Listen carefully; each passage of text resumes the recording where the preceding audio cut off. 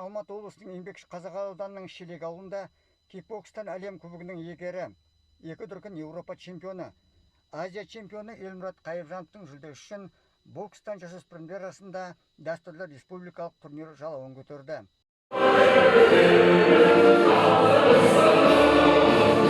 Биыл 4-ші рет ұйымдастырылған шаршалаң бәсекесіне Алматы облысымен қатар еліміздің түкпір-түкпірінен келген 200-ден астам жас өрен қатысуда. Енді бұл жарыс өздеріңіз білесіздер, жыл сайын дәстүрге айналып кеткен жарысымыз. Бұл осы биылғының айырмашылығы міне, өйткені мына 1-ші орынға, 2-ші орын, 3-ші орынға разряд береді, 1-ші орынға спорт шебері үміткер атағын беріледі.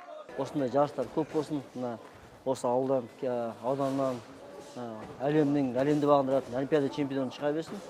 Алла қолдасын.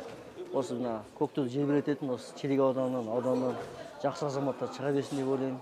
Құрама команданың осы жарысқа алып келгенбіз. Балдарымыз ойнап жатыр, жоғары деңгейде. Жақсы дайындықтары ұйымдастыру алқабы.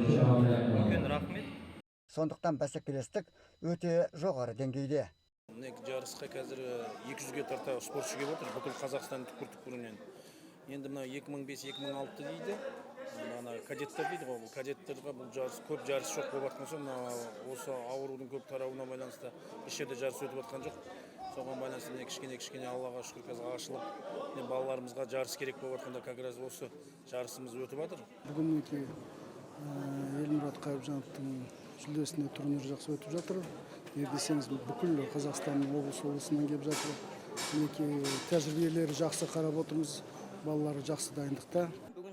Алғаш екперек, Аллаға шүкір, жақсы болды. Жақсы. Аяқтар көптеген қателіктер болды. Сол қателікті жуып шаямыз деген үміттемін. Аға бапкерлердің айтқан орындап, Аллаға шүкір бүгін ұттым. Қарсыласым туралы айтсаң? Қарсыласым жақсы, солақай екен.